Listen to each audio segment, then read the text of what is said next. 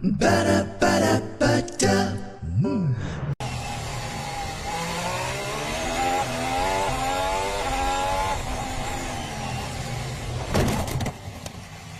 I am stupid. I am stupid. This is Leclerc, who are crying on for Urus, which just hit on walls in over 300 kilometers per hour speed. Are you curious about what makes him drive so fast? When you see vehicles coming and going on the road, are you curious about what makes the car go? I will answer your questions from four perspectives: energy, projectile motion, Newton's third law, engine energy conversion. The movement of a car fundamentally involves the conversion of energy. Energy can exist in various forms, such as chemical energy, kinetic energy, and potential energy.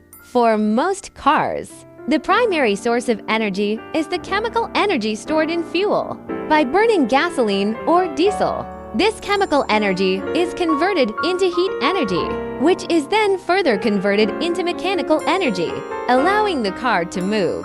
According to the law of conservation of energy, the first law of thermodynamics, energy cannot be created or destroyed. It can only be converted from one form to another.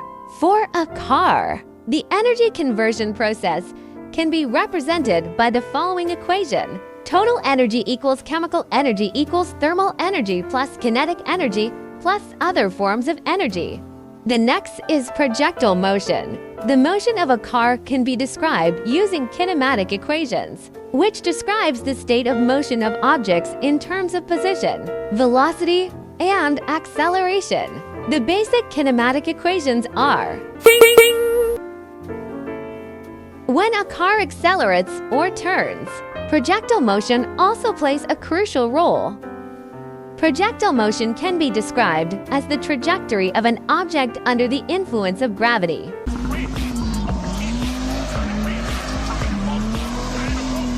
For a car, navigating a curve at high speed involves a complex form of projectile motion, where factors such as centrifugal force and friction must be considered. Then we got Newton's third law. Newton's third law states, for every action, there is an equal and opposite reaction. In the context of a moving car, the force generated by the engine is the action force, and the friction between the car's tires and the road is the reaction force.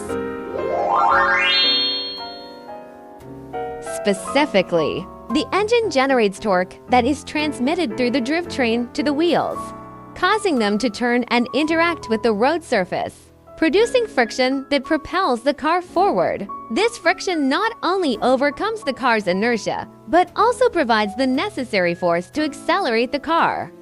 Finally, processes of converting fuel to kinetic energy. The process of converting fuel varies to kinetic energy depending on the type of vehicle, with internal combustion, engine vehicles, and electric vehicles being the most common. Engine vehicles. In internal combustion engine vehicles, gasoline or diesel is burned to convert chemical energy into heat energy. The engine operates through a four-stroke cycle: intake, compression, combustion, and exhaust. Through these stages, the chemical energy of the fuel is converted into mechanical energy that moves the pistons, ultimately driving the wheels.